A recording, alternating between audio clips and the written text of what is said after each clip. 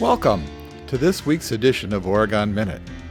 Each week, OCA Media features a guest or community leader who shares information on topics important to you, our listeners and viewers. New weekly episodes are broadcast on our cable channels as well as on demand through our YouTube channel. Visit ocamedia.com for more information.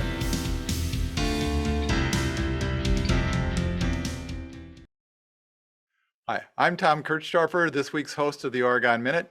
For today's Oregon Minute, we are very pleased to have our friend and local author, George Hesselberg, join us. George, welcome to the Oregon Minute. A pleasure to be here and pleasure to see you again, Tom, old friend. Good. Today, we are going to be discussing your book, new book, Deadlines, Slices of Life from the Obit Beat. This book's pretty available. I went out and I was able to get a copy of it. I think I found it on Amazon and both Barnes and Noble. It's also available at the Oregon Library, but I found out that there is a long waiting list to get this book. So I'm just wondering, how is the book going? Have you been? I did get a copy. I have been able to read it. How's it going? What's been your reaction to the book so far? Well, the reaction has been very positive. I know that the area bookstores have it. It's available online, of course, at bookshop.org, which is the independent bookstore online sales. I have no idea how it's selling, and frankly, all I know is that people seem to like it, and that's a good thing. Yeah. What are some things people have been saying to you about it?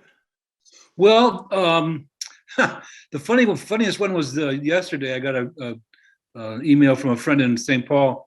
They had driven back from Madison, and Frankie, our friend, was opening it randomly and just reading parts of it to her husband as they drove between here and St. Paul, and they were just having a blast reading through it because they skipped around, and it was they liked the fact that it was so diverse and some funny, some sad, some. There was a good selection in there. Another thing that I liked was Bill Leaders over at Isthmus and the Progressive said that it was pretty obvious that I cared for the people that I was writing about, which I took as a great compliment, which is good. So I had a very similar reaction. You obviously knew the people you were writing about, and there was a lot of sincerity to it. One of the elements when I was reading through this book, you had a book, and I saw this in an article you had in Madison Magazine. You had a book called "Paint Me Green and Call Me Fern." Right. And you lamented during your interview there in the Madison Magazine that you were disappointed that you frequently found it filed in the gardening section. Yeah. Now I don't think, with the title of Deadlines, I don't think it's going to wind up in the gardening section. No, definitely not. Yeah, but I thought this was kind of a hard book to describe. How would you describe your book?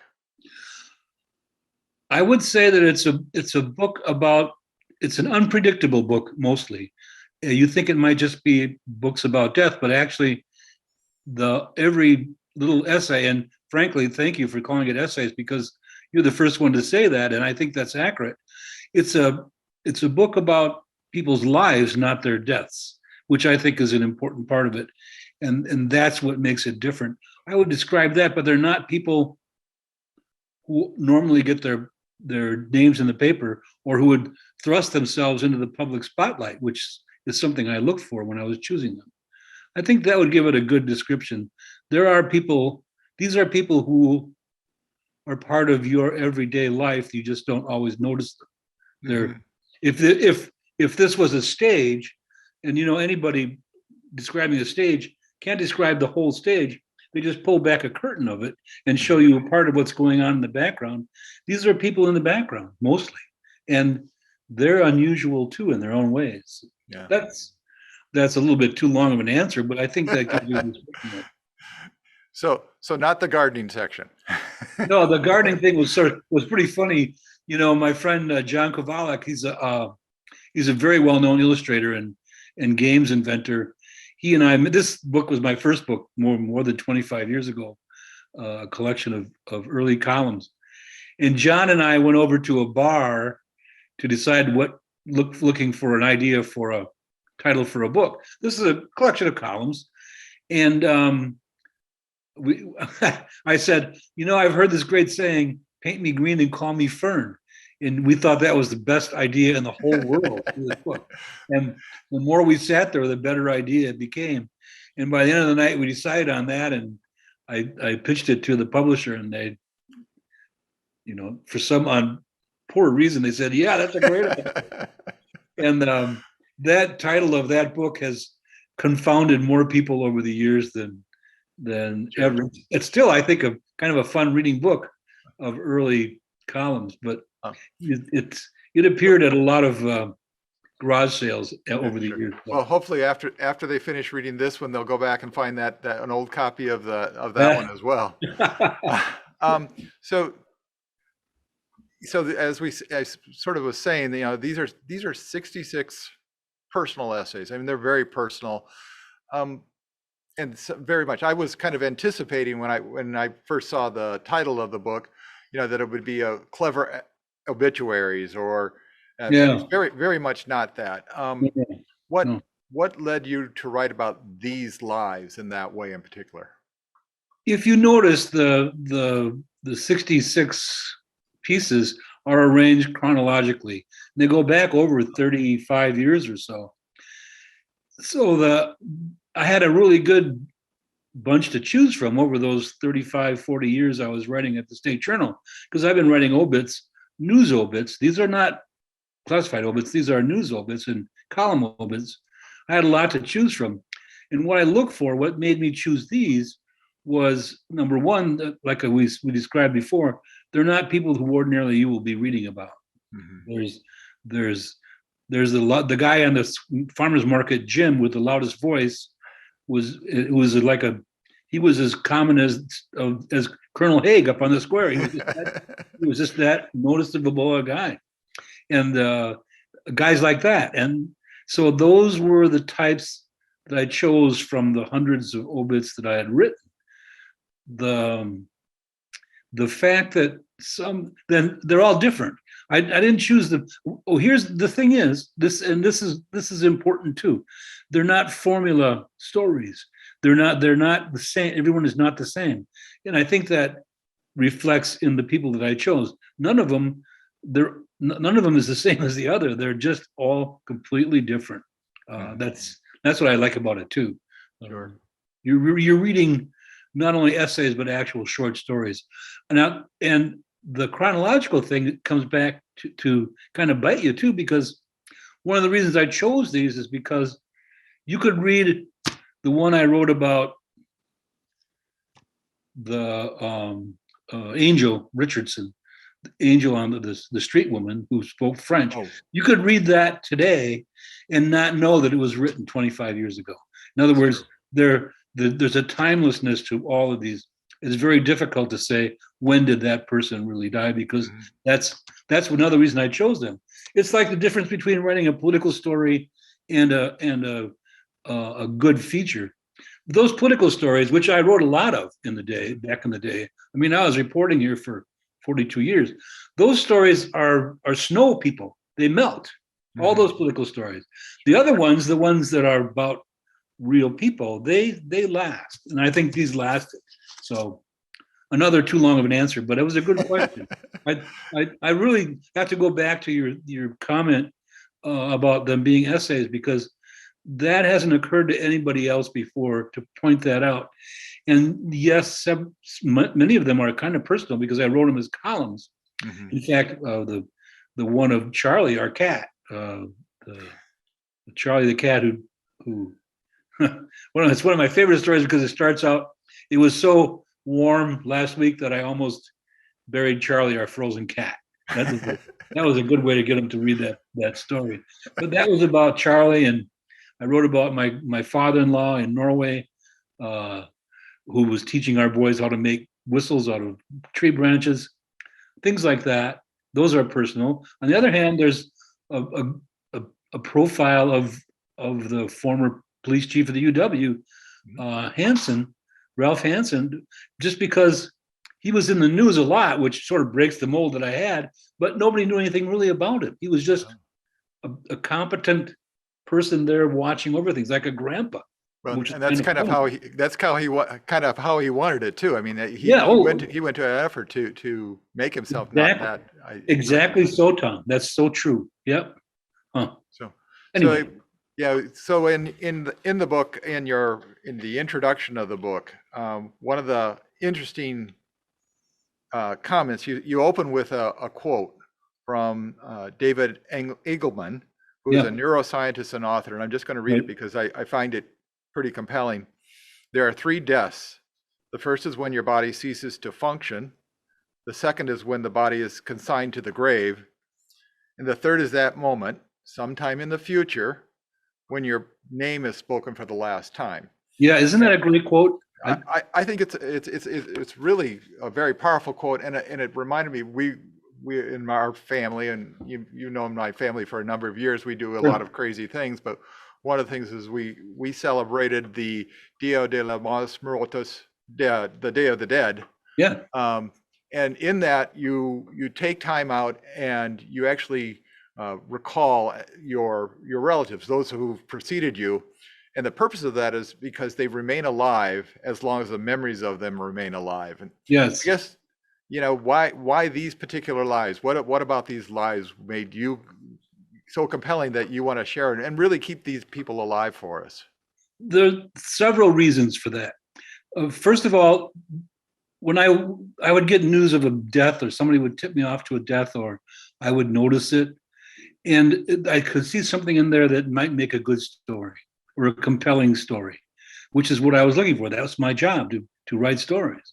And the second, I looked for things that might be either unknown or a mystery or unusual.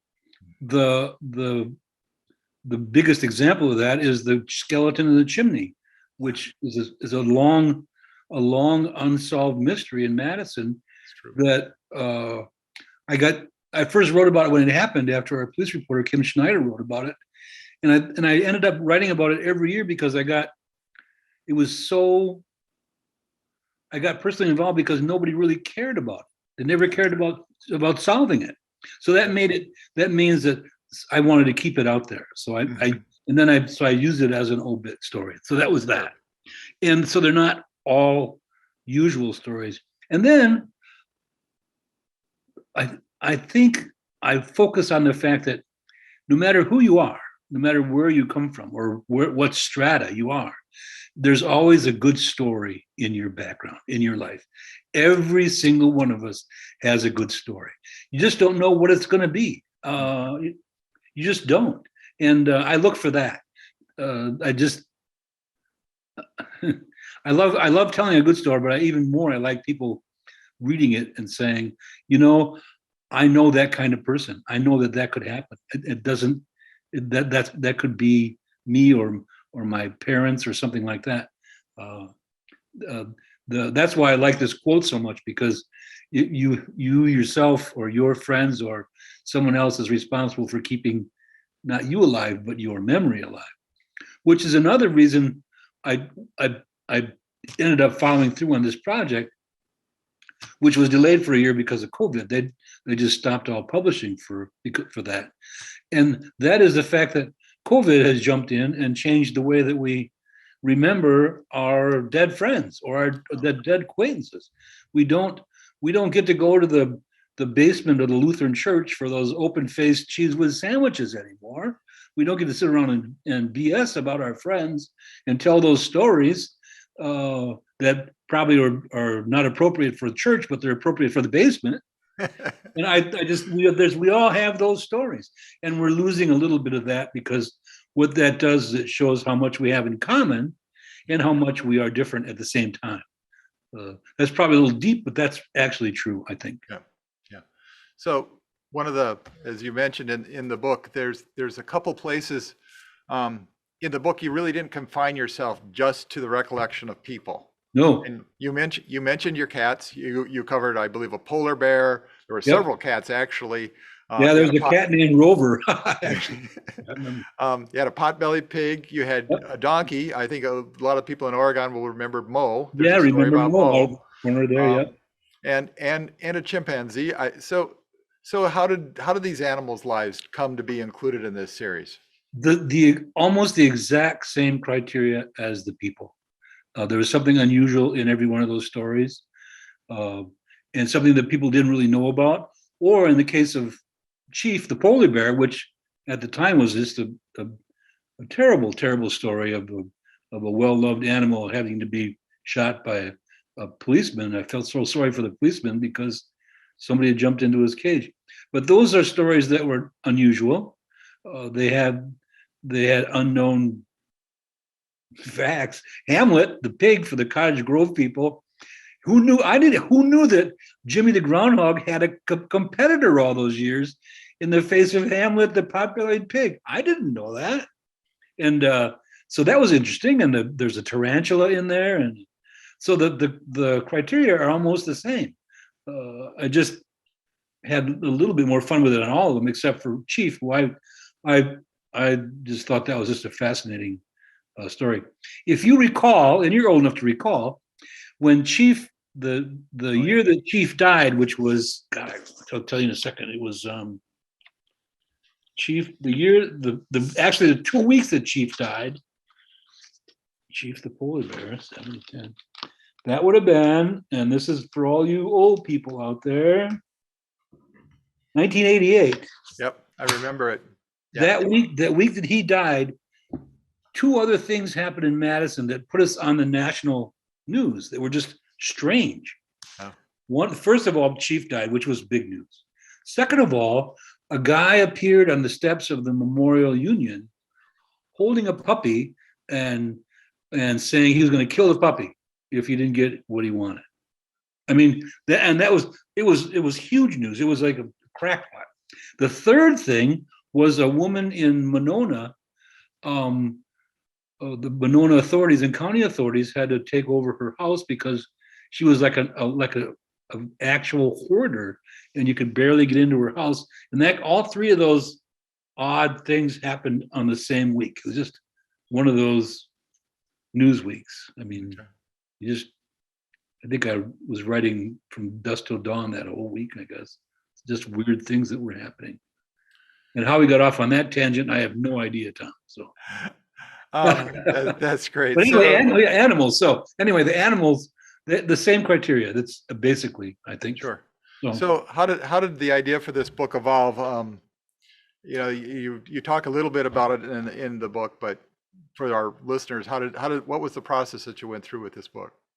The idea for the book came when I was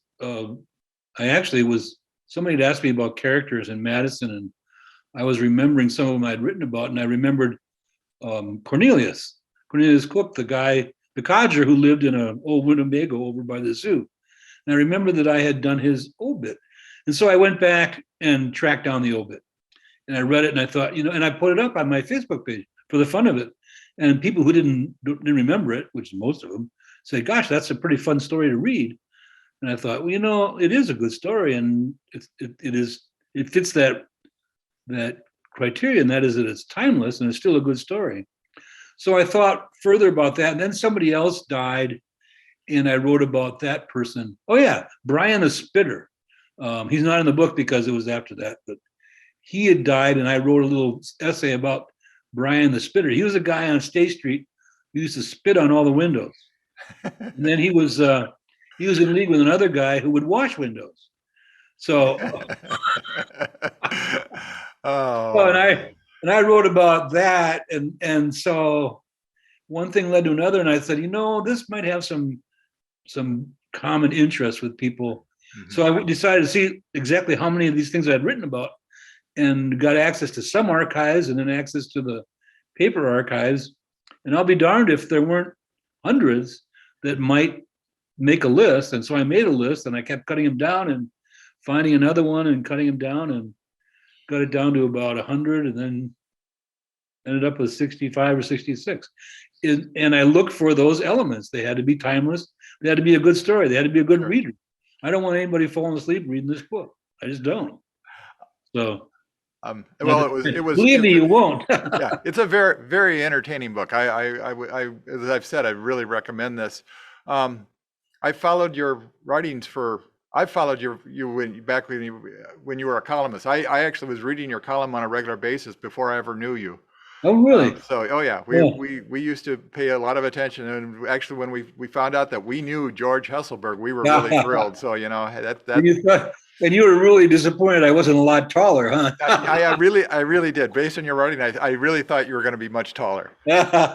Um, Well, we should so- say to even this out, I was a fan of your daughter's basketball playing forever. And of course, both of your sons were friends with my son and had similar interests. And we crisscrossed in a lot of things. Sure. Remember the Odyssey of the Mind? Remember those days? Oh yeah. Those go way back. So, this goes back to what you were saying before. I didn't mean to interrupt, but about my connection with Oregon. Schools, libraries, you name it, and I loved Oregon. Oh yeah. I just think it's a wonderful, wonderful place. So anyway, Yeah, I guess as I said. So what's next for you? Are you going to do another one of these books, or do you have something else in mind? Well, one of the reasons I put this together is because I failed at my attempt to write a novel. When I retired, I'm not so vain as to think that I can write anything, and I did have a couple ideas for a novel, but I joined Krista Smith's novel writing course on campus.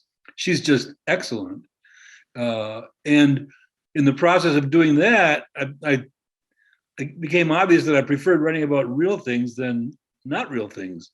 So that's where I went. So I turned my attention to this, spent a lot of time on this, but I still have ideas for a couple novels I've already been working on based on, and you'll love this, Tom.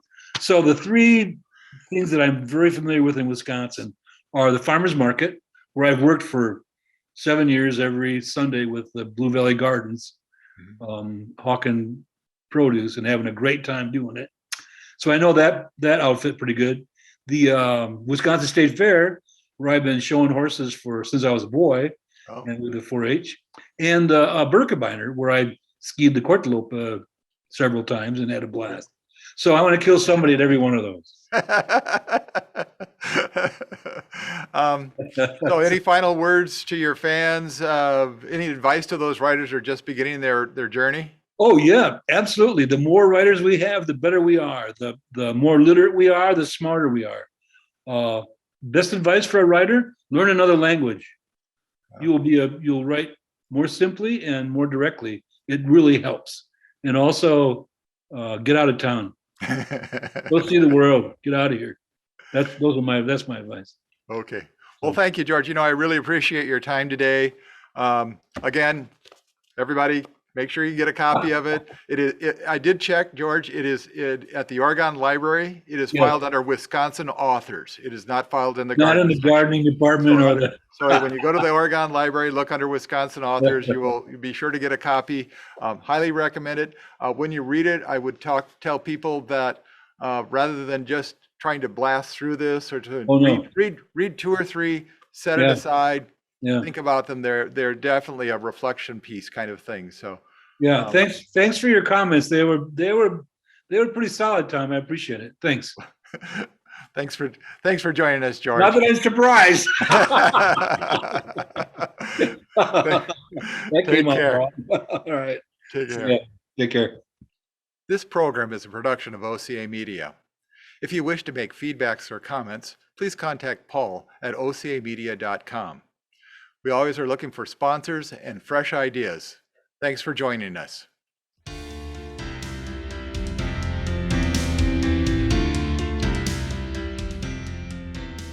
You're watching OCA Media, your Oregon Community Access Station.